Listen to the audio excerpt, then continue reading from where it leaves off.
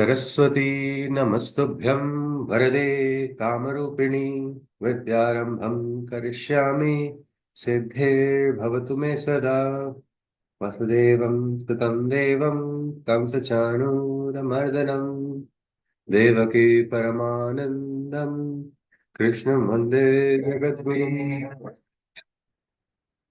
Hari Om. Yes, can someone recollect what is it that we have seen?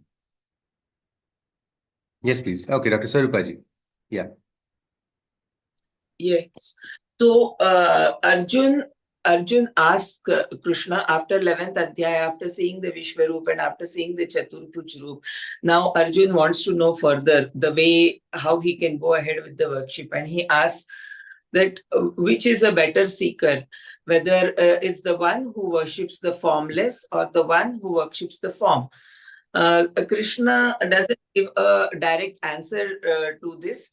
Instead, he tells him the gunas of a bhakta and what is expected out of a bhakta. That is one who focuses on the divine with extreme concentration, and one who is nitya, regular his worship, and who has control over all his impulses, and one who has control over the senses.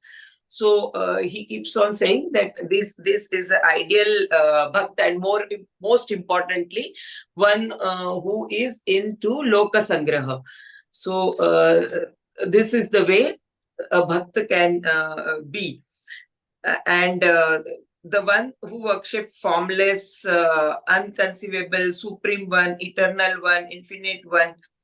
So, and again, the person who is free from pretense, that is also very important. But then he further goes on to say that if you are working form, no, he first says that on the worship of formless, it can be difficult. It can be with suffering, but one can do that accept that form and that particular path. But the worshipping in the form is the easiest way, and there are different methods of it. The first is dhyan, then the second one is yoga, where you are in unison with the divine. And the third path is to do the action in the name of divine itself. And if you can't do all this above, then there is one more option available, where whatever you do, you just surrender to the divine, you offer it to him. And it is like sarva karma phalatyag, sarva karpanamastu, and we stop. Yes, that was perfectly said. I think this pretense also is something which comes into the sadhana.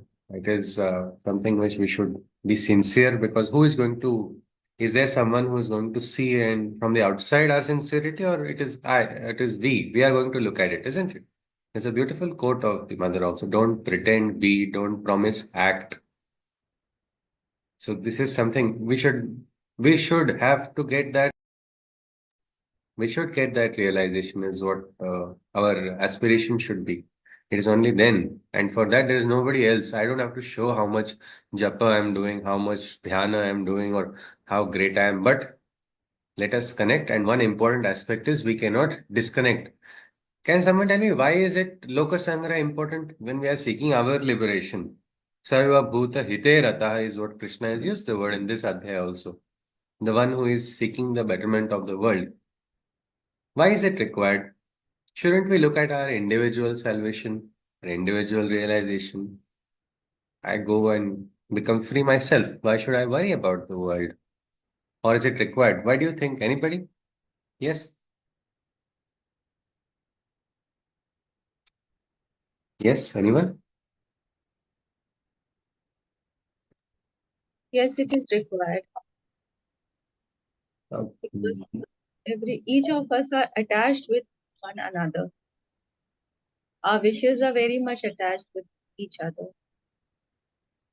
And secondly, we become very much humble when we serve. The humility comes into us. The qualities, the divine qualities which Lord is speaking about, It will just grow in us only when we are serving, when we are into Lok Sangraha. We're connected with the world, isn't it? All of us. Yes. So an individual realization is not something Krishna is advocating. He's talking about a collective raising of consciousness. What is the use if just Arjuna goes separately, disconnecting from the world and gets the highest sakshatkar? No, Arjuna will have to, collectively realize it. He'll have to do his karma and raise the consciousness of people. Many times, as Dr. Swarupaji said, some people don't realize they're doing sadhana also. But still, they do sadhana, isn't it? Even without realizing. The simplest sutra for that is that they're connected with the world. They're connected. They see the world, they worship the divine in the world in their way, according to their way. I will worship, whether I call it worship or not is different, but I will try to better the world. And now Krishna has said the easiest way is to connect with the form. There are joys, there is an ananda that comes from connecting with the divine form. There is an experience which becomes more and more fulfilled as we go ahead on that path. As I think Dr. Swarupaji also shared very nicely, the different ways Krishna says, at all times think of me. But then at all times it's very difficult to think of the divine for many. Krishna says, Acha, theek hai, if your mind is not so stable all the time, you're not able to think of the divine. Then he says, make your mind stable, practice yoga, practice dhyan, make that consciousness sustainable. But that also is not possible for many. And Krishna says, Chalo, theek hai, that also your mind is not yet ready. It is still not able to go into that higher realms of consciousness. It's all right. Surrender completely to the divine. All your belongings, all your likings, all your dislikings, all those things also. Give it, let it belong to the divine. If if you surrender that to the divine, Krishna says, Kam ho jayega, it will be over. It will be sufficient. But again, what happens? That also is difficult. I can't leave this. I have this particular flavor of food which I like the most. This I will not keep to the divine. Today is a cheat day. Dietitians also have this problem, isn't it? They give a perfect diet to the client, and then the client does not follow it. He says, no, today is cheat day. What does a dietitian do? There was a dietitian in a previous batch. I had asked her the same question. What do you do when your client is insisting on having cheat days? She says, I don't believe in cheat days, but fine. That is the nature of the person. At least for that one day, this person is going to have diet for 5 days or 6 days. So it is all right. It is all right, is what I say. I try to even recommend, even on cheat days, do these many things. Well, it is as simple as that. Krishna says it's all right. You can't make an affidavit or declare to the world or to yourself that everything in my life belongs to the divine.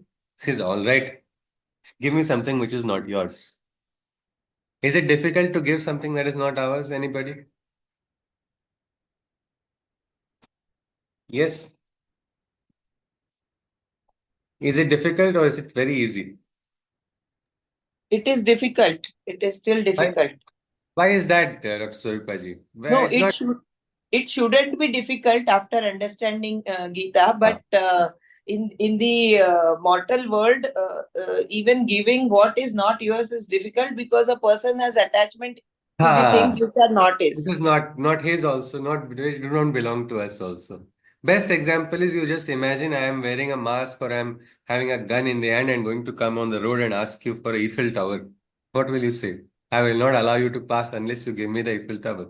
Le lo, Eiffel Tower, Taj Mahal, everything. Forget it. Well, this is the simplest thing. When you realize this is not yours, nothing is yours. Can you, because you love somebody, can that person become your possession? Anybody? Can you become, sorry again, Dr. Surpati, you are muted. Please unmute and speak. Anybody? Yes. Just because you love someone, can you possess that person? Suresh ji is saying something. Yes, sir. Once more, sir, you please unmute. You have muted again.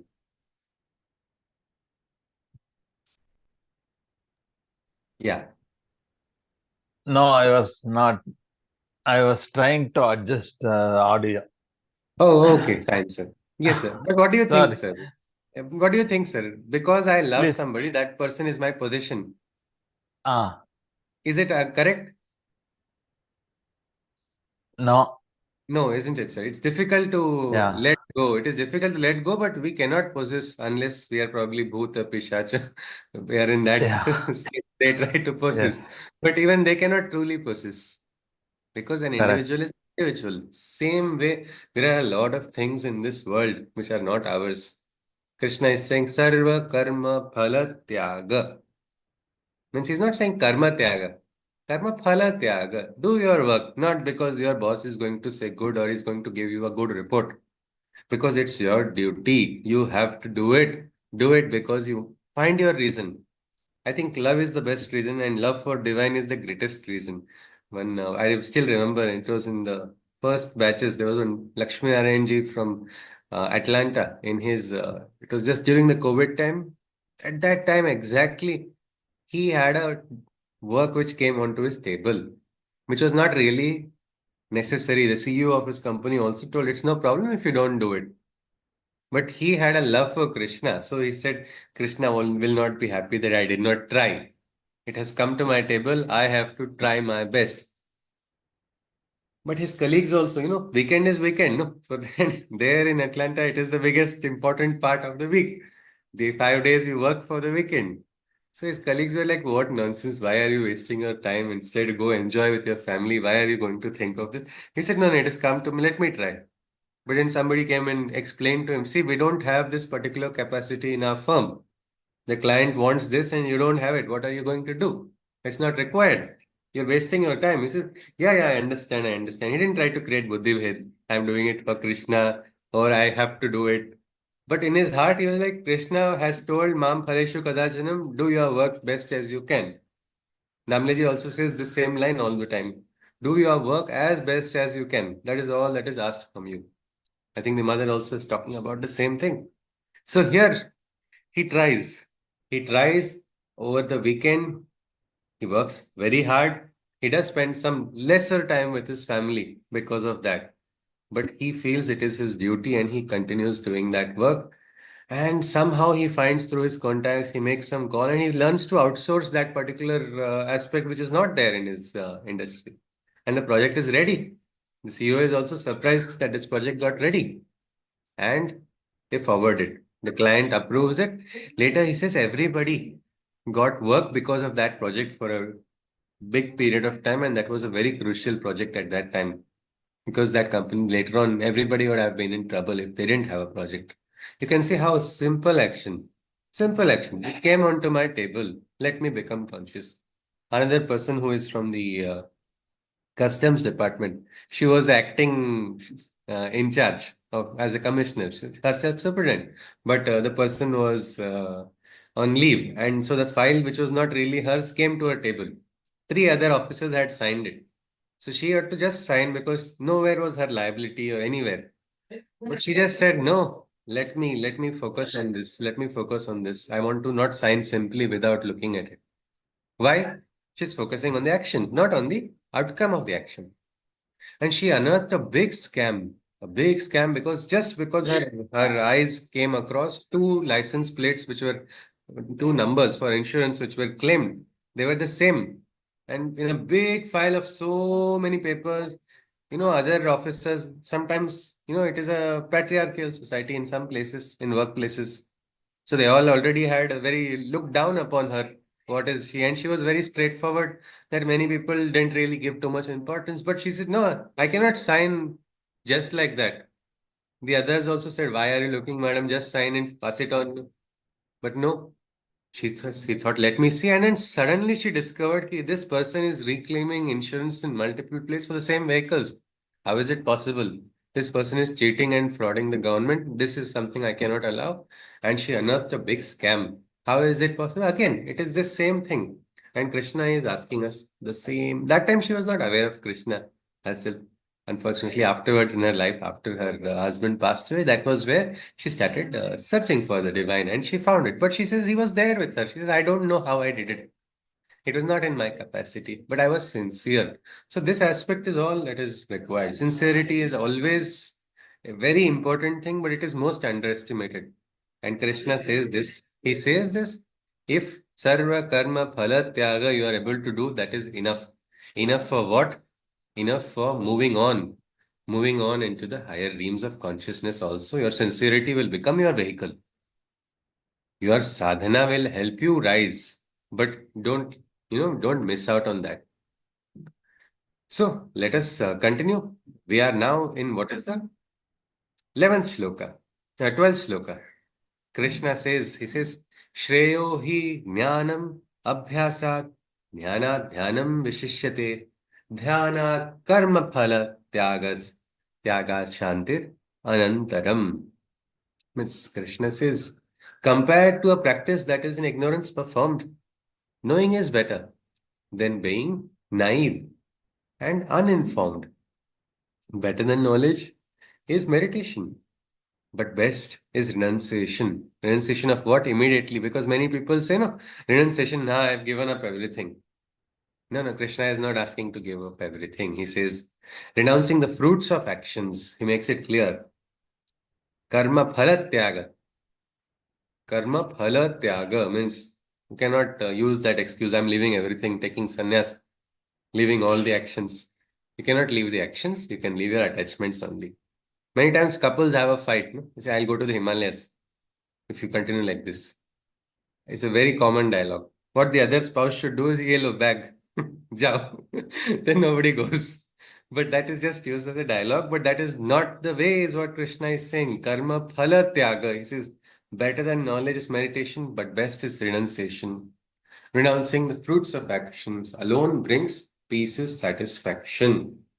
Shanti. Tyaga shantir anantaram is the what we can say that peace comes when you have let go. Parents will have to let go of their child. The child has to fly, isn't it? When the bird grows up, the bird will fly from the nest. That does not mean the bird is forgetting the parents. But many times attachments, even couples, they have so much possession over each other. No, it is not required. Love is not equal to possession. That is something we must understand. Love is letting go. Sometimes it's very difficult to let go. Sometimes it's difficult to let go out of unfavorable situations also. Means I like somebody, that person does not like me back. What can I do? I should become a bhuta and haunt that person till that person either gets scared or then she has a change. No, what can you do? You cannot do anything, isn't it? It's the most difficult experience. You like someone, that person doesn't like you back. But how will you be at peace? Only through tyaga. Astu, Krishnarpanam or something. Chalo, theek hai. Kya ho gaya? This is all right. Now, what can I do? I have to move on, isn't it? When will you come to terms with it? Otherwise, you will never be peaceful. And that is something which is very important. Krishna says, first, compare to a practice that is done in ignorance. Why are you doing this? Because that person did it. That's not how you should do anything. You should understand, you should try to know. Even our, we can say, Shastras, all the different aspects which are done in the Shastra have a meaning. Try to understand the meaning and do it. Krishna is not saying don't do any of it. People say rituals are useless. Who says rituals are useless? And they are done consciously. Every action is something. My Guruji Damle says even arranging the flowers in front of the Devat, no? There's a big photo of Mother and Shiva. And he says you have to. He looks at each of the flower, the angle in which the flowers are pointing, the direction, and he says that becomes a yantra. When you consciously arrange even that, and so many times I've seen in meetings, when people come, suddenly some people have that has an impact on them. And most of the time, it is conscious people who are able to be conscious of it. And those who walk just like that without becoming conscious, we can understand that नहीं ये तो meeting बहुत आगे जाने वाली नहीं है. This person is having a fixed agenda, is trying to come with that agenda only, and is not able to see. Well, in little things of life, it is possible. And truly, what is a yantra anyway? Means we have Shri Yantra, we have Lakshmi Yantra. What are they? These are symbols, what we can say, divine geometries. These are conscious. Like that, little actions also can happen, isn't it? In the conscious manner. You can awaken the consciousness in little things. So Krishna says, see, better than doing with ignorance, it is better to know than just being naive and uninformed. Because most of the times, what happens when you are uninformed, when you are naive, people will take advantage of you, no? I don't know. This is going to happen. You did like this, so you are going to suffer. Are you sure you are going to suffer? Who is that person who is going to give you guarantee? Who is it? It is said if you have the connection with the divine, nobody. Jako rakhe saiya mar sake na koi. Which Kala is there? Which Rahu Kala is more powerful than the Kala of the divine? When Kala Bhairav is standing with you, which Kala will come in between? Which this is the unfavorable moment? No, great divine will take care of everything. Even in unfavorable moments, you can find the light, you can find the truth. This realization is important, is what Krishna is saying. Then better than knowledge is meditation. Krishna says, why? Because dhyana is creating a ground for receiving more knowledge only, isn't it? Dadami buddhi yogam tam, Krishna says, I'll give you that knowledge when you connect. So consciously try to connect with the divine. But highest, Krishna is saying, renouncing the fruits of actions, because that is the most difficult thing to do. As Dr. Swarupaji said, what is not ours also we possess, no? He is my friend. How did that friend make a reel without me? This is a big question nowadays. Youngsters have big fights. We are a team. Our reel should have been together. Why is that person dancing in your reel? There have been fights. There have even been murders for such a thing. How crazy is that? But this is position everywhere. Instead, Krishna is saying Tyagat Shantiranantaram. Because that is the only way you can come to terms and you can move on. You can't possess anybody. You cannot. Same way you cannot possess objects also. I like a particular shirt. How long can I hold on to it? As long as it's all right, isn't it? But if for some reason it gets torn, what will I do? I can cry. I can cry. Oh no, what is this? What has happened? But still, will that crying make it all right? No, I will have to. Tyaga. Acha, theek hai, it was nice. It was a good experience wearing it. Now time to move on because that is the Shanti which Krishna talks about. Now let us see. Krishna goes on. We'll go to the 13th shloka. अद्वेष्टा सर्वभूतानां मैत्रः करुण एव च निर्ममो निरहङ्कारः समदुःख सुखक्षमी. This be devoid of envy and hold compassion and friendship, experiencing towards all living beings a loving kinship, tolerant and poised in both comfort and hardship, and bereft of ego and its feeling of ownership. Krishna says, Adveshta sarva bhutanam, not having dvesha for every living being, having maitri bhava, friendship, Vishwasya Mitra. This Vishwamitra, this is a friend of the world, having karuna. This is something. There is something called misplaced compassion, but there is a love which can flow for every living being. Do we not agree this? When we look at a child, even if the child is not ours, don't we feel happy? Look at a smile. I do not own this child. This child is nowhere connected to me. Can you get happy looking at a child? Yes. What is the age of the child that can make you happy? Any child age, right? May it 2 years old, 3 years old, 10 years old, 11 years old. Now, if the child grows up and is very nice, a young man or a young woman, can you not feel happy looking at somebody? Hey, what a nice, pleasant aura is there. I'm feeling so nice. Isn't it? Same way, after a particular age, when they are senior also, a smile which comes from a very elderly person or elderly man, elderly woman, or someone in the middle age, somebody just looking at them, can you not feel happy? Yes. What is that? That is karuna. That is karuna. That is love. It is said. People say, I can see there's a big story inside every wrinkle of an old person also in life. This is an experience. And look at that face. It is speaking and conveying its life experience. So this aspect of no dveshti, adveshta, this is something which is important in the Gita. Why? Hate is a poison that cannot be borne by any individual. It will corrupt the person. Whatever reason you may have, you cannot hate.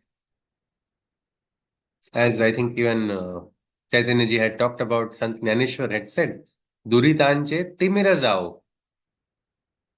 The wrongdoer, let the ignorance, the timira, the darkness, the wrong in the wrongdoer disappear. What happens when the wrong in the wrongdoer disappears? Anybody? Anyone? Transformation.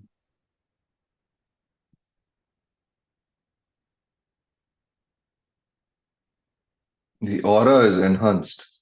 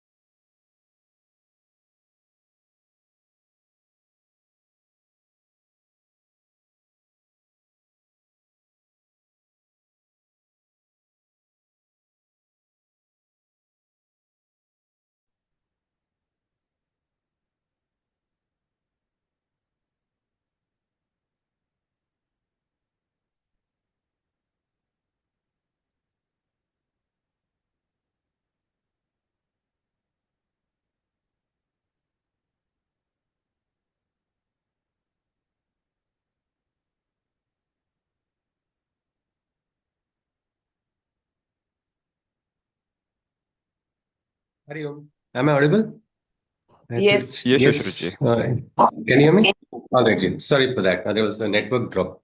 So, yes, my question was, what did you hear me last, where I asked about what happens when the wrong in the wrongdoer disappears? Yep. I Yes. think, yeah, me and Karthik ji had said. So I said it is Okay. transformation, and Karthik ji said I think it was aura is enhanced. Or as enhanced. And the I- person will never be on the wrong side. Yeah. All right. Dr. Sarupaji is saying something? Yes.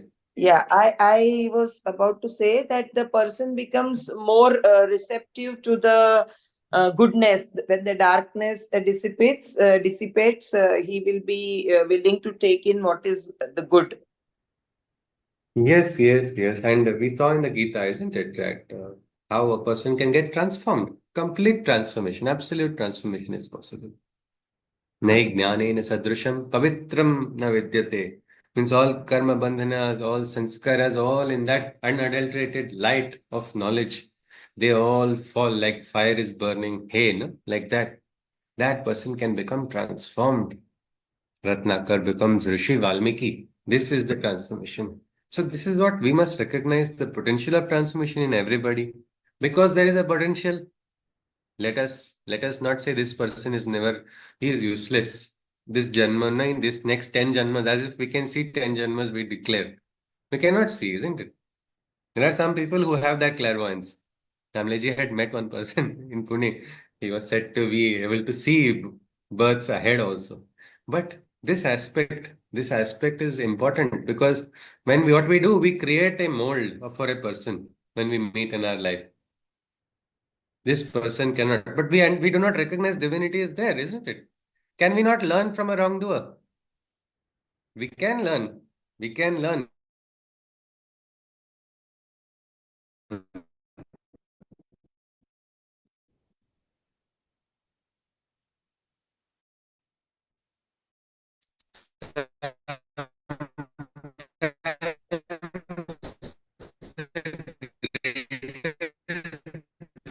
Sorry, Shishruji, your voice is breaking and video is freezing.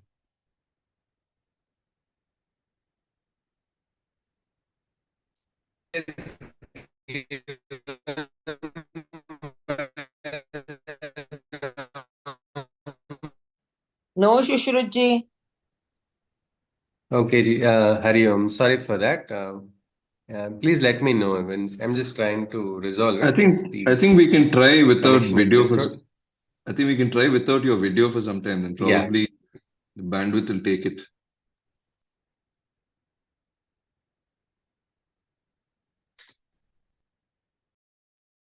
Yeah. Is it all right now?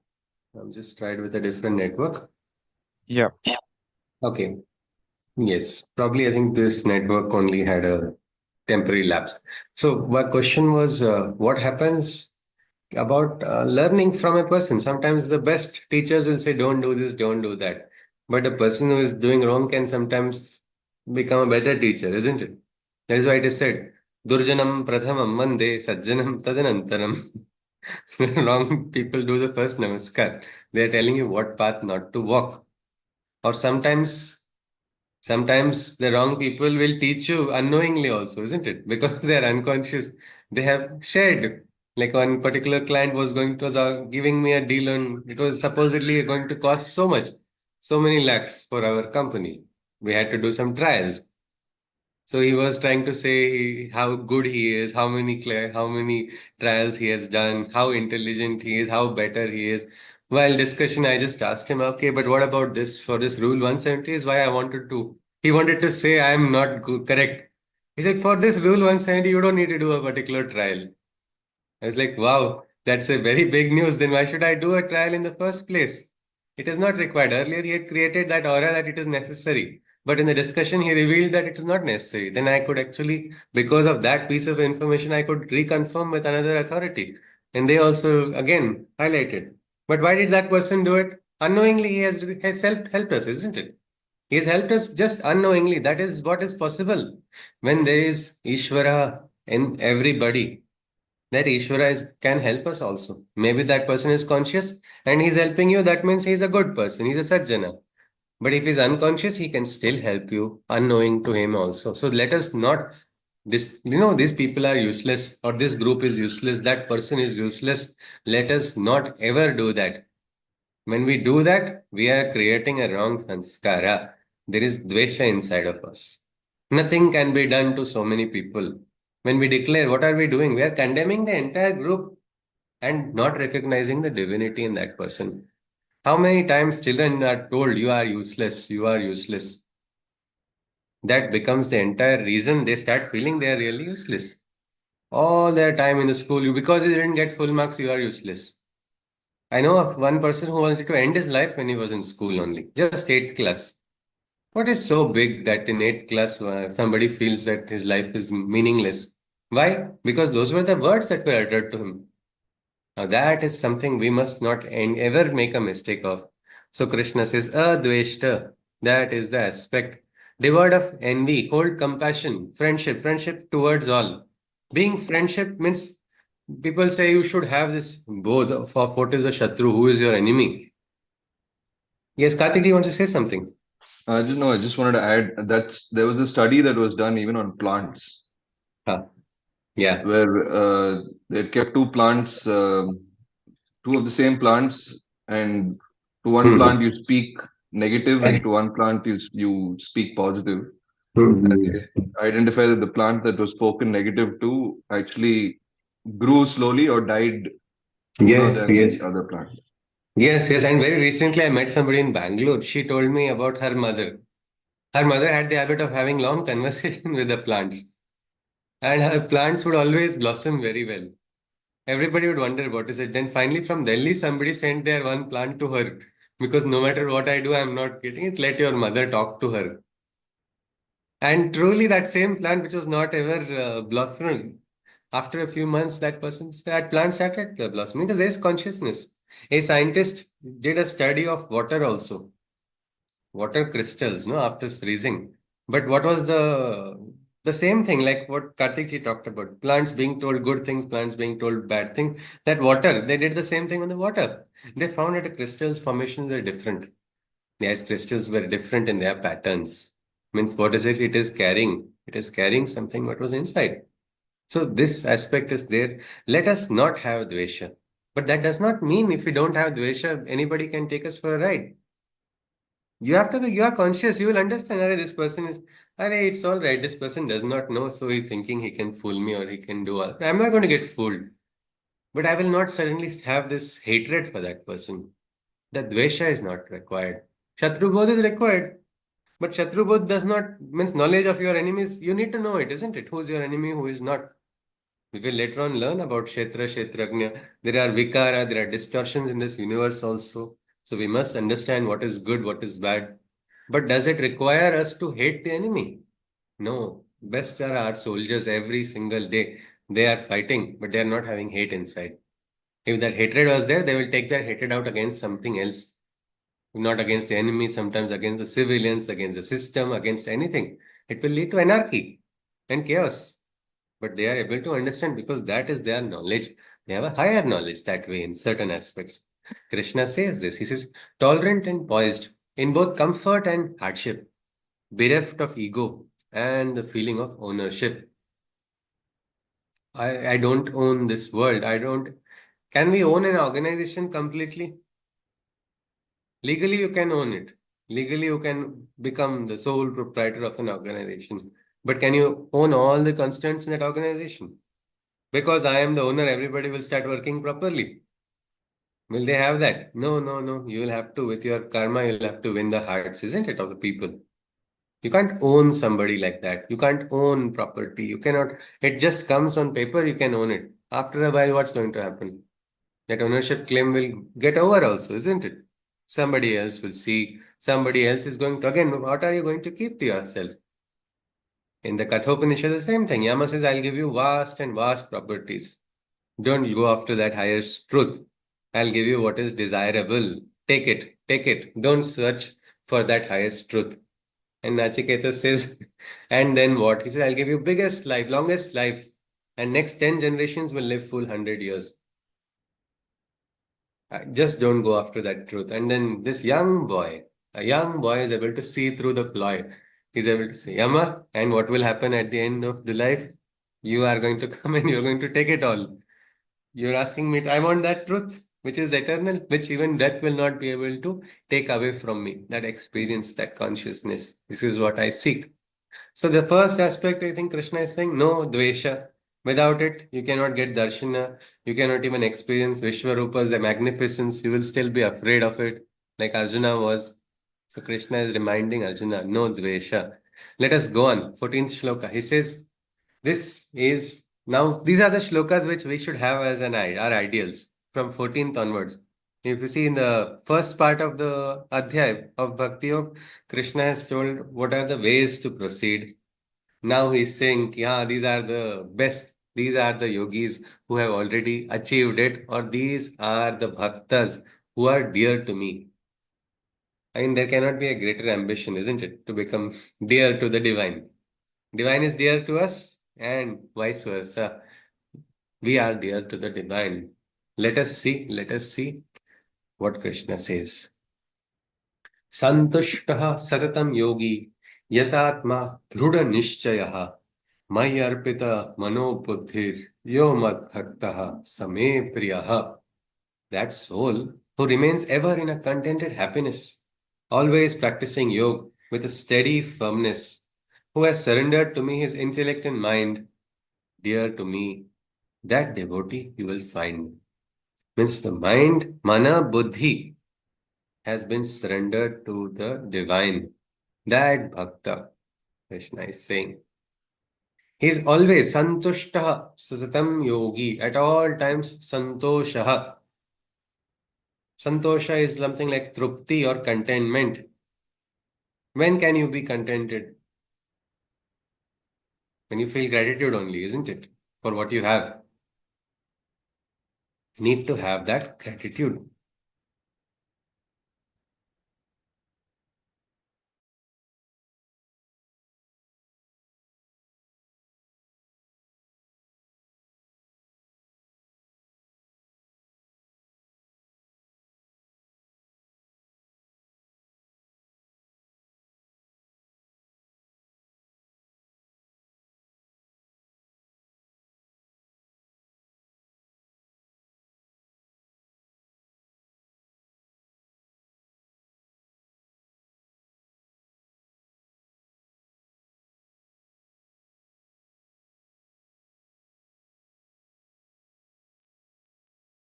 I'm sorry, I think today's network is unstable. I'll follow Karthik ji's advice. I'll keep the video not off. So my question was, did you hear it last? When is a person contented? What is the source of santosha? It is when you have gratitude, isn't it? When you have gratitude for what you have, you're happy. Then even less becomes more. No? Arey, I have this, but this is mine. I can accept it. I can say thank you to the divine. I can experience gratitude for what I have. This is what is the highest thing. And this person is always happy, meaning, how is one person always happy? when one is able to come to terms with what is happening around, when one is able to have this great acceptance. Because is there anybody in this world who is not having pain? Or pain is a common experience that all of us have. It's common. Yes, Everyone has it. common, isn't it? I have a different pain, you might have a different pain. Each person will have, some may have physical, some may have mental, some may have emotional, but that is all a part. But suffering, it's not required. You'll see the yogi with a smile, like there's this famous ghazal also, isn't it? तुम इतना क्यों मुस्कुरा रहे हो? क्या गम है जिसको छुपा रहे हो? What is it? What sorrow? No, they're not hiding the sorrow also. They are still able to smile. Sometimes healers are not those who are not having any disease. Healers are able to keep their disease aside and remove the diseases of the others also. Ayam me hasto Bhagavan, ayam me Bhagavat Taraha, ayam me Vishwa Bheshaju, ayam Shiva Abhimarshana is the mantra. This hand is auspicious, this other hand is more auspicious. Why? Why is this hand? These hands are capable of solving all the problems of the world, ridding the disease. Why? Because they are worshipping the divine. This connect is there. That dear yogi, Krishna says, the first of the dearest yogis is that person who is always in the state of trupti, who is practicing yoga with dhrudata, means firmness. Firmness is extremely important. It is essential. So dhrudha nishchayaha, my arpita manobuddhir, mind and intellect. We get too attached with our mental prowess. We get too attached with our intellectual prowess.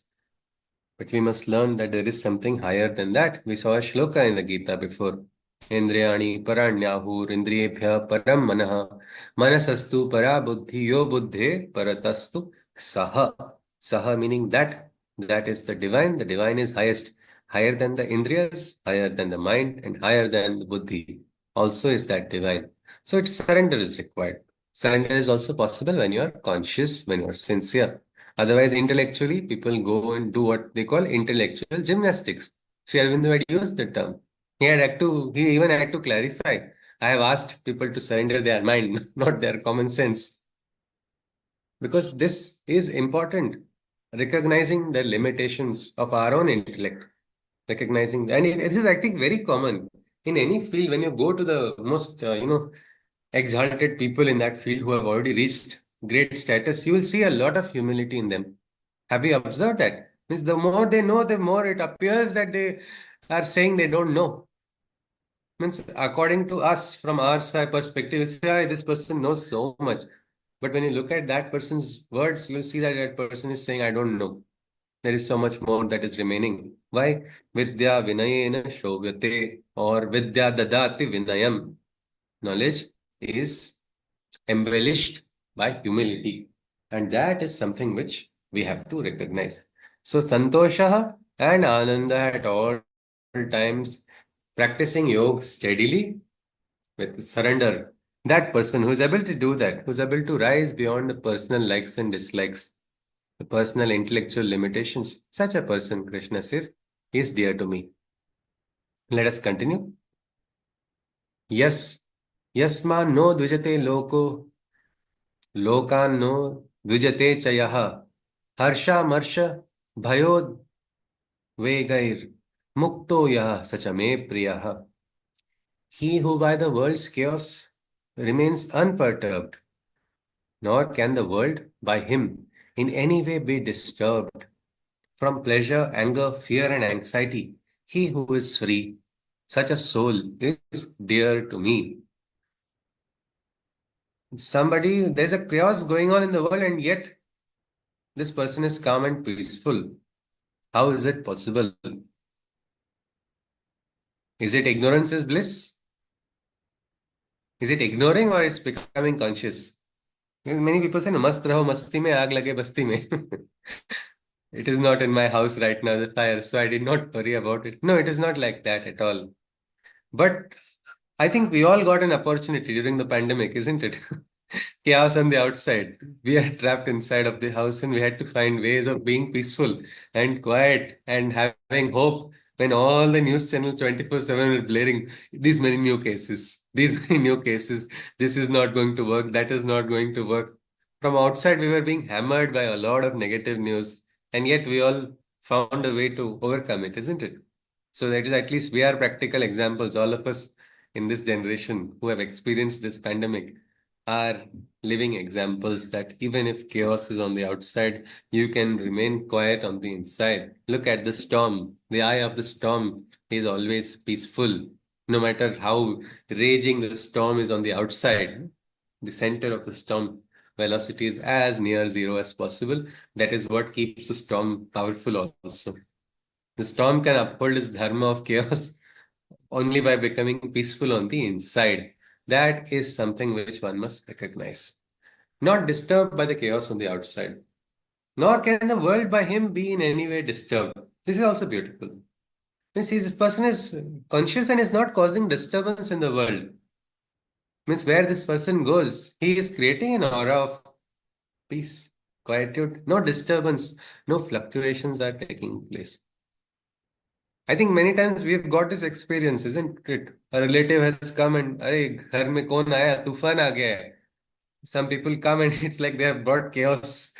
All when a person enters, the person is carrying all those thoughts, all that fluctuation that we feel, oh my God, when are we going to experience Shanti?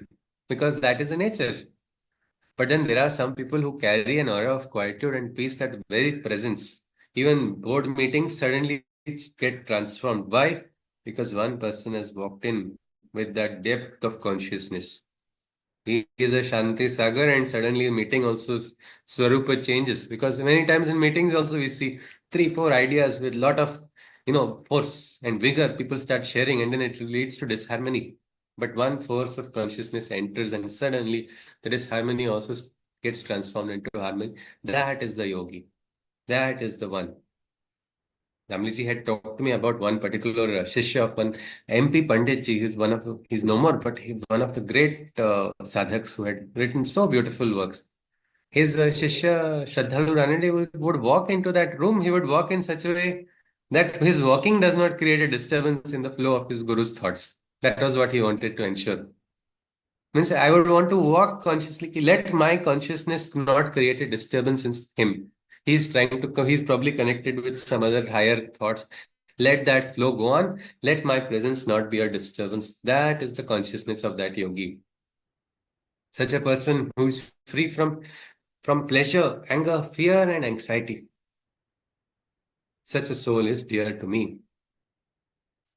Pleasure will not trap you. Somebody comes. And even now, I think all of us have, to some extent, learned to get over this trap. No? Somebody says, I'll give you the best brand of alcohol or the best cocktail of drugs.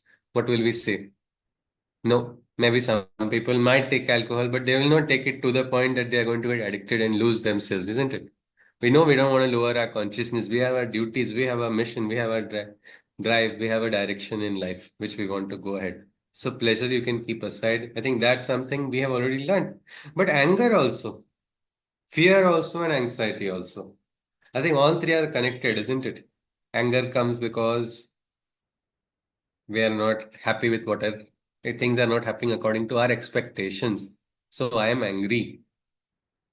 When I was very young, my mother would say, when I would get angry, I would ask this question, what is this? What is this? She said, it would be very funny the way you would ask that question. But that is the thing, no, you don't accept it and you become frustrated and you get angry. But does that anger help in anything? It doesn't help any way. People who are going to behave the way they want to. Just by anger, it will not work. So anger has to be kept aside. Fear also. What do you have to fear? When you are near, when the divine is near, you are conscious of it. What can be so bad? What can be so worse? Nothing can spoil our life when we are connected. So fear aspect also is not there in that. As we saw, no, Siddha Sanghas looking at the Vishwarupa, the Ugra Vishwarupa, which made even the Rudras, the Maruts, the Vasus, all of them were suddenly transfixed. Here they were able to sing Stuti because they didn't have fear inside. They were only singing Stutis for the divine. And anxiety. Again, anxiety all comes because you want to control the outcomes. Will it happen or will it not happen? I want this. I have planned my career like this. It has to happen. As long as we see it is happening according to our understanding, we are all right. But the moment we see it is looking different or it's going to happen, People go watching sports games filled with anxiety. My team is going to lose. My team is going to lose. People have had heart attacks just watching the outcomes of games. Why? Are they playing themselves? They have not played that game in their entire life. But they have, see, this is a useless person. This person should play this way. That person should play that way. I think that happens, isn't it? All these anxieties are unnecessary. Unnecessary. Krishna says, become that yogi who is dear to me, who is not disturbed by the chaos on the outside. He is not causing a disturbance or chaos wherever that person moves, from pleasure, from anger, from fear, from anxiety. If you can be free from all of this, Krishna says, such a soul is dear to me. The potential of becoming dear to Krishna is really a great potential, because what happens when you are dear?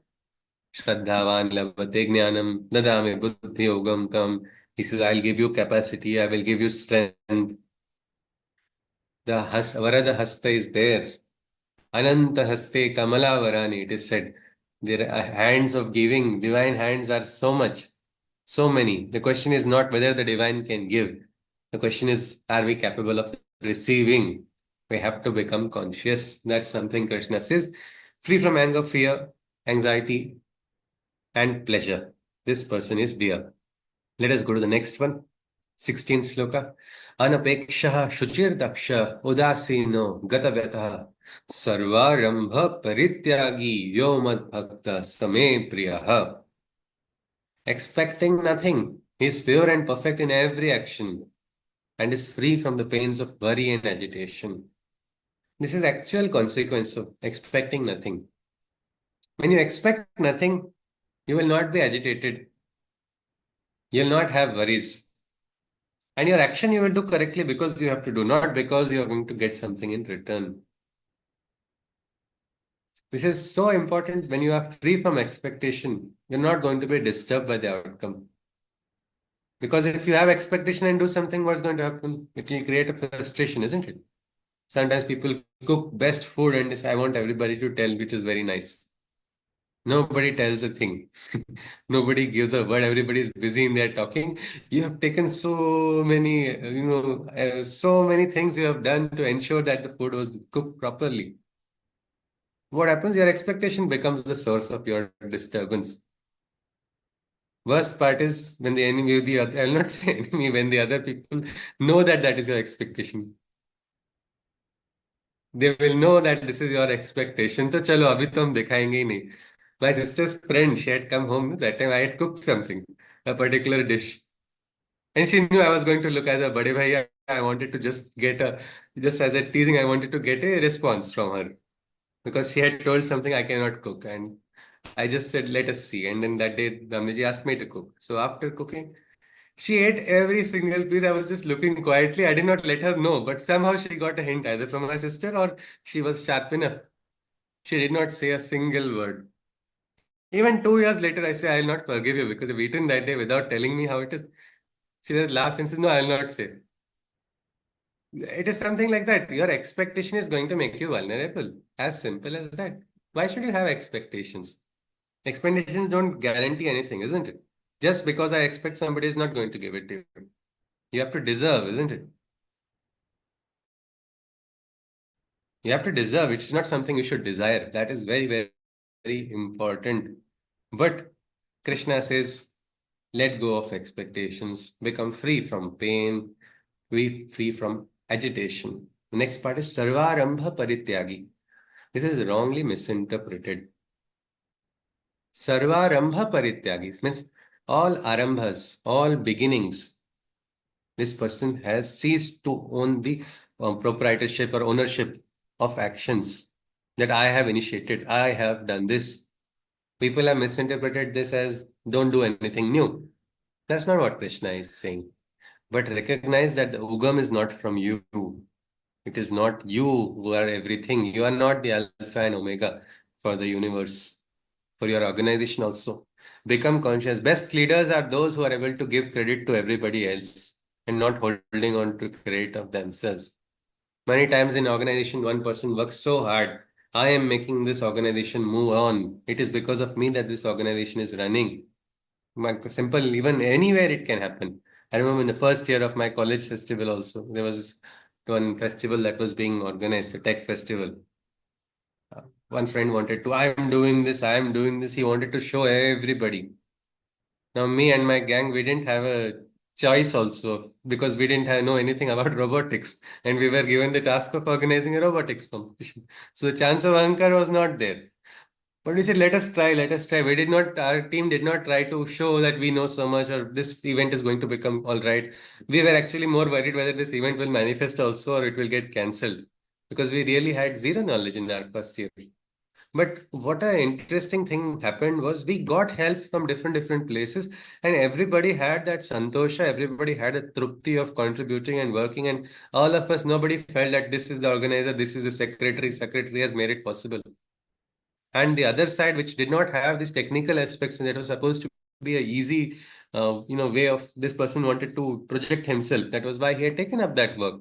Unfortunately, there were so many hurdles, which ultimately scarred the entire event. But what we see is many times in our life, we think we are running everything, but we don't know that the divine is running through us. This bhava must come to us. We must realize I am not the doer. I'm doing it because I got the opportunity. But again, there may be more capable people in this world. There may be better people also. All I have to do is be the right nimitta. This is that bhakta who is able to let go of ownership. Naham karta, harihi karta. I am not the doer. I am not the doer. The divine is functioning. So this person will not, does not mean that this person is not going to do new projects, new things. It's just that an anxiety comes which inside of a person, I am doing it, I am doing it. This anxiety disappears. And in that peace also new projects can be initiated. Has anybody experienced that? A person who is busy is taking up new works and still doing that work also successfully.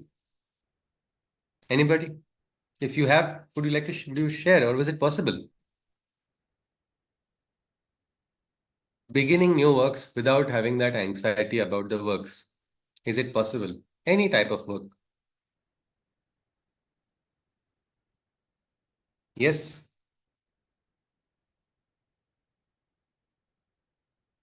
Anybody? Yes, Yes. Bhaiya. I had an opportunity to cook food for a few people who had come from Russia. Okay. They had assembled somewhere. So Oh, I was there, and I generally cook food for 3 people in a okay. house. Hmm. So my husband provided the items, and I just managed somehow. Yeah, yeah. It And was just it like, it was was not like you're doing something new or something out of the world. It was just like, it's not new Aramba. It is the same huh, thing, isn't it? yes, yes. Absolutely, absolutely. Because the divine spirit is there for manifesting everything. The divine needs only instruments. The manifestation responsibility is divine, not ours. When we take it on ourselves, we become, I don't know, head or I don't know if we become the head or we become the headache. That's the problem. When we hold on to it. Krishna, there is a beautiful in the Siddha Kunjika Sutra. It says, Omkari Srishti Rupai, Rimkari Pratipalika, Klimkari Kama Rupinye, Bija Rupe Namostute, meaning the divine manifestation of consciousness begins with the smallest of mantras so can manifest into something which is brilliant with the will of the divine. We have to align it, stop taking ownership. The divine is the doer, not us. This bhava is there. Such a person is free from pain, he is free from agitation. Krishna says he's having no expectation.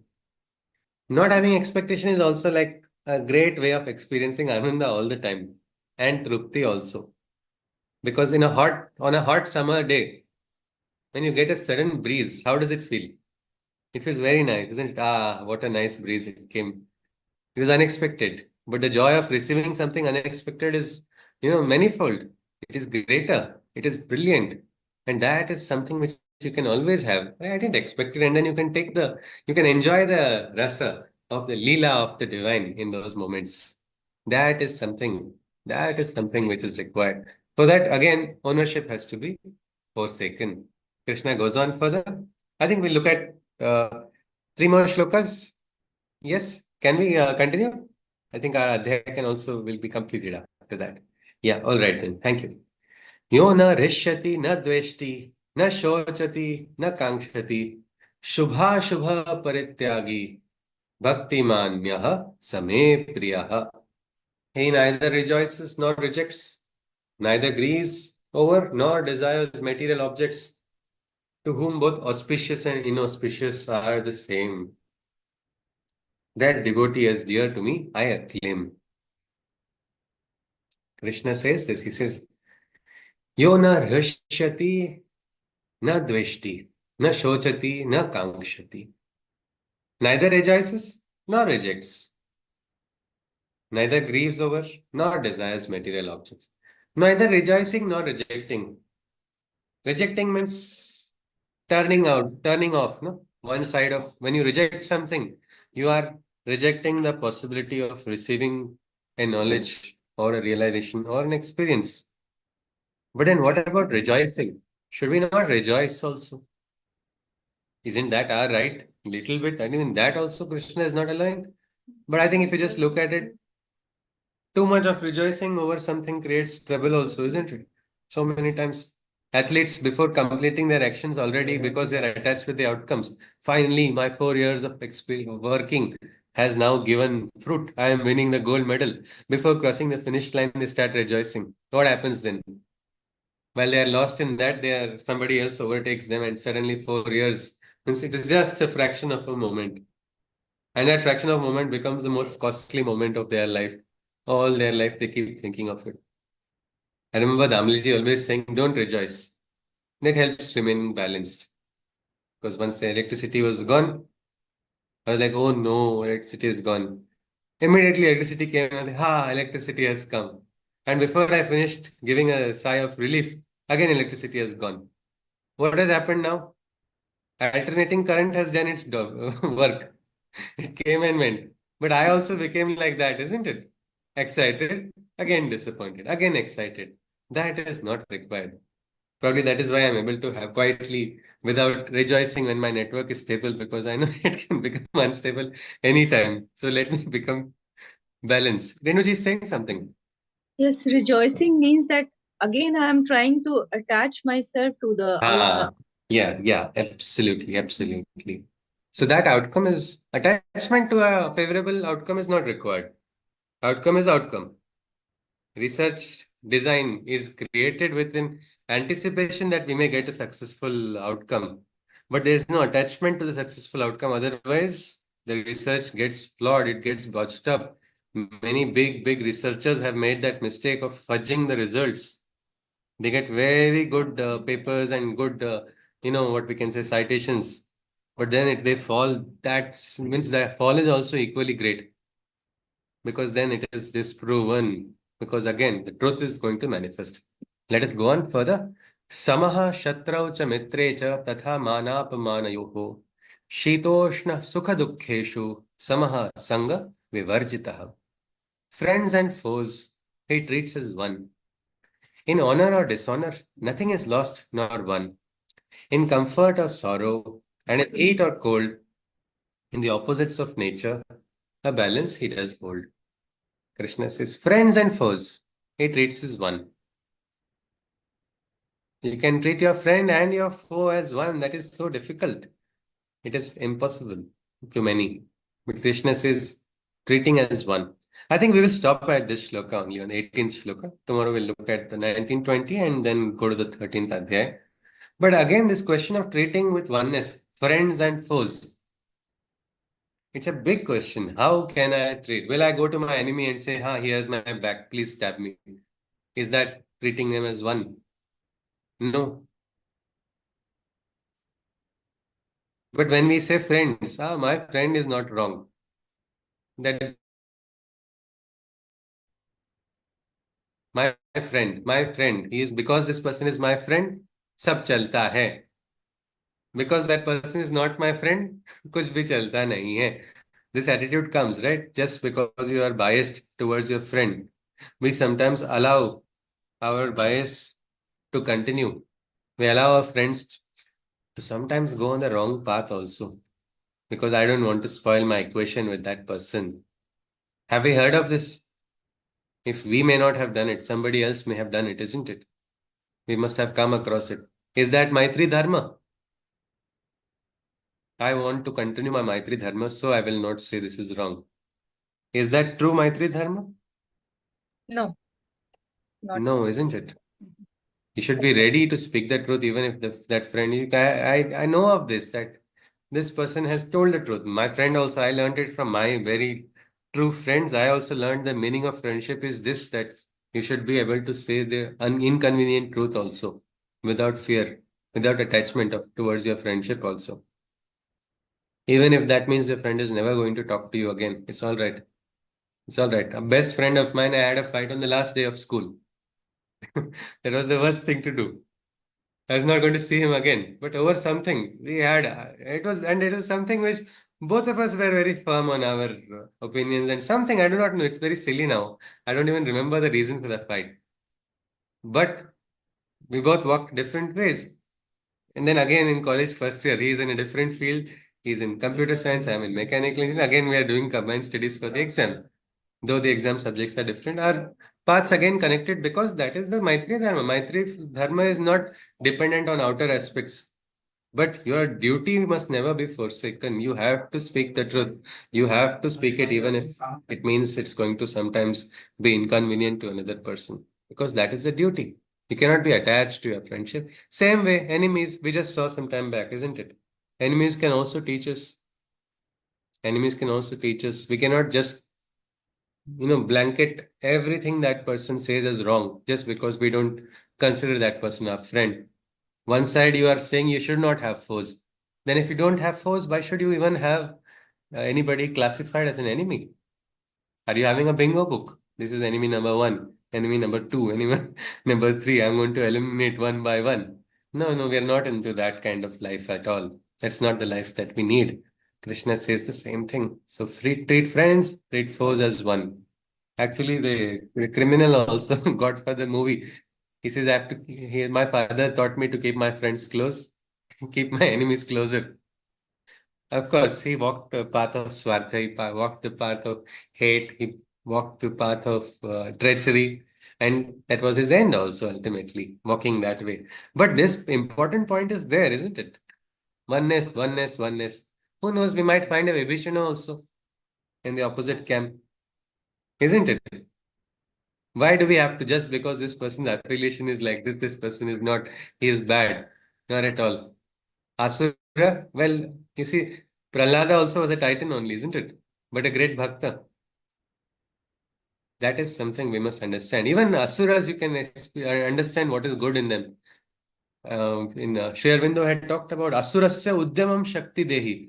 To Ma Kali, he asked, give us the strength of the Asura, the might of the Asura, the guna of the Deva, but the might of the Asura, because you must understand what is good must be recognized, even if it is from the opposite side. There is no opposite when it comes to truth. Truth is one, isn't it? Satyameva Jayate. It wins everywhere in every territory. So connect to the higher truth. Forget about this friendship and foes. Then, yes, somebody wants to say something? So this will not hold true to the statement or the saying with if they say if you don't have anything good to say, it's better to keep quiet. No, Krishna was keeping quiet also because Arjuna didn't want to listen, isn't it? To speak where you have to, when somebody wants to listen, means this does not mean we have the authority to, okay, we should speak the truth. But does that mean we should go everywhere speaking the truth? You are worshipping wrong. This is wrong. This is wrong. What's going to happen? It will create more bheda, no? But in a Maitri Dharma, say your friend is taking a wrong decision. You should not feel that, oh no, I may lose my friendship with this person, so I want to maintain this friendship. I will not speak the truth. There, it becomes your duty to point out. But how you point out is also important. But that we'll see later on in the Gita, it does come out. Means there are gunas, there are ways of speaking, all of it. There's something called vaktapa. But just, you see, speaking every time, sometimes it is important to keep mouth closed also. That we must know about where it has to be. If fish keeps its mouth closed, it will not be fished, isn't it? The fish opens the mouth and it only gets trapped into the what we can say that it goes to eat something and it's caught. But many times we go and speak unnecessarily. Our Samartha Ramdas Swami had talked about Murkhanche Lakshana, the ways of the fools, the Lakshanas of a fool.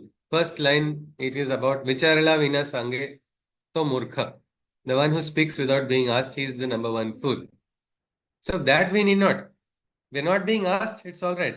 But if you see it's a duty, your friend is walking on the wrong path. Your friend is saying, I'm going to have drugs because it's cool and it's fun. You have to try to say it once at least. And then you have to take a decision. Do you want to get associated or do you want to get dissociated from this? You should not be trapped because I want this friendship, I'll continue. Because you will bear the consequences, isn't it? Karna also, what has happened? Unfortunately, wrong association. He bore those consequences. Something like that. But friends first, that bhed or that dvaita we should try to overcome is what Krishna is saying. Same way in honor or dishonor, nothing is lost nor won. Just because somebody has honored you, you cannot say, yes, I have reached the pinnacle of everything or I am so great. See, this person must continue honoring me. This bhava comes in, isn't it? Somebody comes, says, you're so great. Yeah, all life this person would be expect him to keep calling us great. One day the person says, you're not great, you are good. You get insulted. What is this? He didn't call me great. I'm only good now. I have fallen in this person. How can he do that? Instead, forget all of it. The honor and dishonor. You don't get attached to the honor. Dishonor also will not trouble you. You are on your path. Whether you are the greatest one or you are the biggest fool, should it make a difference? It should not make a difference. Nobody in the world is going to evaluate you or has the right to evaluate you or has the capacity to evaluate you as an individual. You are unique in your own right, so nobody's evaluation should affect you, and that is the aspect of honor or dishonor. Because one day they will say the next song, which they will tell stories about you. You are the one. You are the most chosen one. Then one day you will fall. They say, we knew from the start this person is going to fall. The same person who is being praised is going to be criticized also. Krishna himself was criticized so much, but he didn't care about it. He didn't care. I think people had problem with him being clean shaved also. What this person is, he's like this, he's like that, he's interpreting shastras. And that many of them did not really understand what he was speaking or what he was talking about. It took, even now we are trying to understand, isn't it? In this age and day, we try to understand Krishna's ways of working. That time, how different it was. But he didn't care about the outside. Call me, I am a Yadav emperor and I become the Sarathi. Isn't it demotion according to outer status, becoming Sarathi of Arjuna? Of course, of course, of course. He didn't care about it at all. Call me yogi, call me bhogi. I don't care. I will connect with the highest truth, highest consciousness. I'll work on it. That's what Krishna is saying. In opposites of nature, a balance he does hold. Means sama shatrau cha mitre cha tatha man apamana yoho shitoshna sukha dukkheshu sama sanga vivarjitah. In the balance, in the opposite of nature also, whether in comfort, whether in sorrow, at all times. I think we are seeing this very nicely. Means whether in the last shloka it was about Shubha and Ashubha. Shubha, Shubha, Parityagi. Whether it is auspicious or whether it is inauspicious. This person is able to see this as one. Can we say Krishna don't function now? Now is Rahu Kala. I just checked the Panchanga. Your will should not manifest at this particular time. The grahas are not very good. No, no. It is not at all like that. If the divine will is there, every moment is the hour of the God, and every moment is a divine moment for the manifestation. It is the will. Even now, there was a book on Krishna written, Child. It's time. Generally, I go to Damliji asking for direction for the time, but he also said, no need to look at the time now. Forget it. It's a work which is good, which is happening. Go ahead, don't worry. Just see what is possible materially, which is the right date, and go ahead. No need to look at it. Even the author, she also knew the Kala. She said Rahu Kala is there. So we smiled on the phone when we were on, like three of us were on, we were on a talk. He said, so what should we say, Krishna, don't function, or should you want to postpone it? Is what the question I asked. He said, all is Krishna's wish. We don't care about that. Now, somebody would have said, this Kala, if you do like this, it will not manifest properly. Nobody looked at that because it was the divine's work. It was not a swarth. It was an niswarthi work. No selfishness on any side, on anybody's part. This person is offering it to the world. The other people have come to experience what it is. Nobody is having any swartha. There, it is only the divine will function, and that is what we experienced also. Everything fell in place automatically. There were hurdles, but I don't think anybody came to know on the outside what were the difficulties that were faced because it went smoothly. So this is what it is, and that is something which Krishna says. I'll just conclude. I remember one aspect. My Guruji had told me that this year is your very auspicious year, good year for you. I was so happy, and year went well. When the year got over, Damliji said this was the worst year. I was like, but why did you say it was good? He said you would have got attached to it that it was bad. And he said, this is the year in this Graha position, people come onto the streets. They have to even sell their slippers. That kind of worst period was there in your life. But I was under the Chhatra Chhaya of my Guru. So I didn't realize. And after my Guru told me only, I was like, Arey, oh yes, this thing could have become so bad at that time. So many other instances came into my mind where it could have any time turned in a different direction. But in that full year, I was oblivious because my Shraddha in my Guru, yes, said it's going to be good, and it did go well.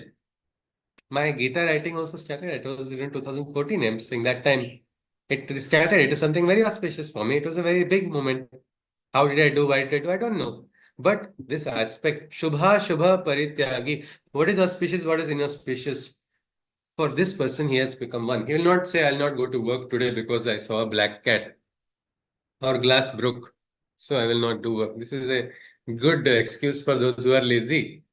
But Krishna says, no. The yogi who is near to me, who is dear to me, is conscious. Is conscious, who has risen beyond this. न पुण्यम न पापम न सौख्यम न दुखम न मंत्रो न तीर्थम न वेदा न यज्ञम. This is what Shankaracharya, as at a very young age, he had claimed and he had stated in his Nirvana Shatakam. Chidananda Rupa Shivoham Shivoham. Na punyam na papam. Na saukhyam na dukkham. No, not in the sin, not in the virtue, not in the mantras, no, not in the tirthasthana. Then what? Chidananda Rupa Shivoham Shivoham. That consciousness of bliss, which is Satchidananda, it is at all times, which is at all places also. So with this, I think we can conclude. If somebody wants to give a summary, we can look at it and then we'll conclude with the Shanti Mantra. This chapter on Bhakti Yoga will be completed tomorrow and we'll start what is the next adhyay. Anybody? Yes, please. Anyone? If we can summarize something that we saw today. Yes. Yes, Chaitanya ji. Yeah. Today, Shri Krishna started with saying that rather than being naive, it is better to have knowledge. Better than knowledge, it is meditation, and better than meditation, it is renunciation of fruits of work while doing your fruits in the best possible way. That is where we started. Then, not having dvesh with anyone and having mitrata, but because the hate is a poison that basically spoils the one who is having it. I mean, that is the problem. So you should not have hate with anyone. Then we started with you basically when we are saying that we surrender man and buddhi, that does not mean you get fooled by your enemy or you get done by your heart done by your enemy. You still have to use your intellect. So even though you surrender it, you don't, I mean, behave like a knife. You also give the example of Shri Aurobindo saying that I have asked to surrender a mind, not the common sense. Then he also started talking about so this was part of where he started talking about person who is dear to him, and in that he also said that who is always along with this surrendering mana and buddhi, he is always content, he is always practicing yoga indra nishchay, and is able to rise about his personal likes and dislikes. He is always peaceful in chaos, always balanced, and free from pleasure, anger, fear, and anxiety, which actually are the result of having attachment to results of fruits rather more than anything. So because you are actually surrendering things to divine, you are actually devoting every fruit to divine. I mean, every work to divine, and without thinking, he automatically becomes free of these things.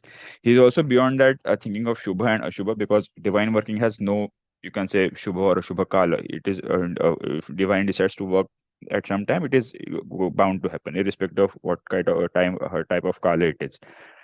Then he's also not agitated, because he's not expecting things, and he recognizes that the start is not from him. So it does not mean that you don't start new things, but he understands that through him divine is operating. So the start, the ugam, and attribution of ownership is to the divine. So he just being used as a device. So because of that, he does not hold that ego and ahankar, or that possessiveness that comes naturally with thinking that I am the one who is doing it. So he's free from that as well. And he neither rejoices too much. I mean, we are still entitled to experience the ananda, but not getting attached to that ananda, or at the same way, getting attached to the suffering. And at the same time, you also don't reject things just because you do, you in sake of being balanced, you don't reject things that are coming your way. You just accept them, good or bad. You accept them and move ahead with, and even if they are taken away from you, you understand that they were never yours. So that is how the thought process is. And that's why it is, I mean, he remains balanced in sorrow and happiness as well, and even treats friends and foes equally. And when we say equally, it means the bias towards his friend does not make him support the wrong things of the friend. He's still able to see the wrong. If your friend is doing something wrong, he's still able to say that it is wrong. And at the same time, if something is, I think, done right by your enemy, I mean, it is possible that you may be having a problem with that person on certain things, but there will be other aspect of that person where he is doing the right thing. So he is also able to actually appreciate that part of that aspect of the other person. So that's why we say that he's having that balanced look towards both enemies and friends. That person is dear to me, is what Sri Krishna had said. Absolutely, perfectly said, Chaitanya. And many times, you see, even in societies, people live, no, in apartment systems. We paint pictures of somebody. This person is pro me. This person is against me. All over what? Over some small thing, small reaction, small action, which was done once. And sometimes one's right, small smile at the person for doing something right. No, like even just sometimes, opening the gate, closing it properly. Okay, thank you. That makes a lot of difference. That makes a lot of difference when you acknowledge the right done by somebody else.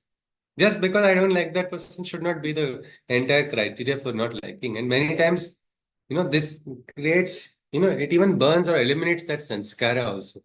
Because many times we reinforce sanskara and they get over, we start visualizing. Sometimes I had to once intervene in one talk between two people. Both were having so much paranoia for the other person. He's done like this because he wants this, because that is there. This is all visualization. Both were wrong and both were right also in their own perspective ways. But when we try to reinforce it, that becomes the problem. And as I think Chaitanya ji very nicely said just now, that if the right is done by somebody we don't like also, I don't think we should hesitate in acknowledging what is right. Maybe we will not write stutis about it. We may not write poetry. Yeah, what a nice thing you have done. But at least our dvesha inside should not prevent us. We should not have dvesha to even acknowledge what is right, even if it may have come from another quarters. Many times earlier, you see, the politics, it used to be very interesting. Even the opposition would acknowledge the right good that was done by uh, the ruling front, or the ruling front would acknowledge what was done, because that dvesha was not there. And that is something which will allow things to go ahead. And that is something which Krishna is talking about. So with this, let us conclude with the Shanti Mantra. Hari Om. Sarve bhavantu sukhinah, sarve santu niramayah, सर्वे भद्राणि पश्यन्तु मा कश्चित् दुःखभाग् भवेत्. हरि ओम तत्सत्. कृष्ण वन्दे जगद्गुरुम्. हरि ओम. हरि ओम. Hari Om. नमस्कार. हरि ओम जी. Hari Om. Hari ओम जी. हरि ओम. नमस्कार जी. हरि ओम. If any queries Hari Om. want to look at, we can look at it, or we'll conclude. Hari Om ji. Hari. Namaskar.